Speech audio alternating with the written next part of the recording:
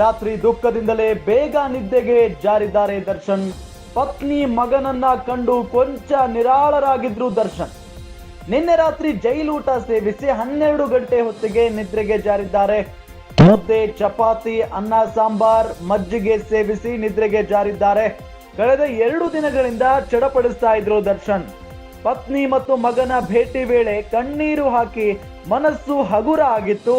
ಕಳೆದ 15 ದಿನಗಳ ನೋವು, ಹತಾಶೆ, ಬೇಸರಕ್ಕೆ ಪತ್ನಿಯಿಂದ ಸಾಂತ್ವನ ಸಿಕ್ಕಿದೆ. ನಿನ್ನೆ ಜೈಲಿಗೆ ಭೇಟಿ ನೀಡಿದ್ರು ವಿಜಯಲಕ್ಷ್ಮಿ ಅವರು. ದರ್ಶನ್ಗೆ ಧೈರ್ಯವನ್ನ ತುಂಬಿ ಬಂದಿದ್ದಾರೆ ಮಡದಿ. ಹಾಗಾಗಿ ಇಂದು 6 ಗಂಟೆ ಸುಮಾರಿಗೆ ಎಚ್ಚರಗೊಂಡಿದ್ದಾರೆ ದಾಸ. ಕಾಫಿ ಬದಲು ಬಿಸಿ ನೀರು ಸೇವಿಸಿದ್ದಾರೆ ದರ್ಶನ್. ಸಹ ಕೈದಿಗಳ ಜೊತೆಗೆ ಇನ್ನೂ ಸರಿಯಾಗಿ ಬೆರೆತಿಲ್ಲ ದರ್ಶನ್ ಅನ್ನೋದು ಗೊತ್ತಾಗ್ತಾ ಇದೆ.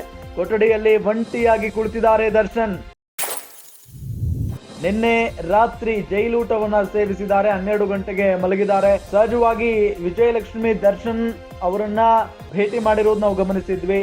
ಅದಾದ ನಂತರ ಮಗ ವಿನೀಶ್ ಕೂಡ ದರ್ಶನ್ ಅವರನ್ನ ಭೇಟಿ ಮಾಡಿದ್ದಾರೆ. ಆಗ ಮಗನನ್ನ ತಬ್ಬಿಕೊಂಡು ಹತ್ತು ಬಿಟ್ಟಿದ್ದಾರೆ ದರ್ಶನ್ ಅವರು.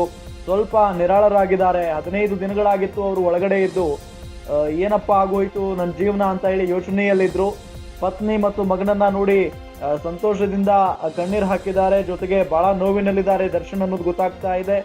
ಅದಾದ ನಂತರ ಇವತ್ತು ಬೆಳಗ್ಗೆ 6 ಗಂಟೆ ಸುಮಾರಿಗೆ ಎದ್ದು ಕಾಫಿ ಬದಲು ಬಿಸಿನೀರು ಕುಡಿದಿದ್ದಾರೆ ದರ್ಶನ್.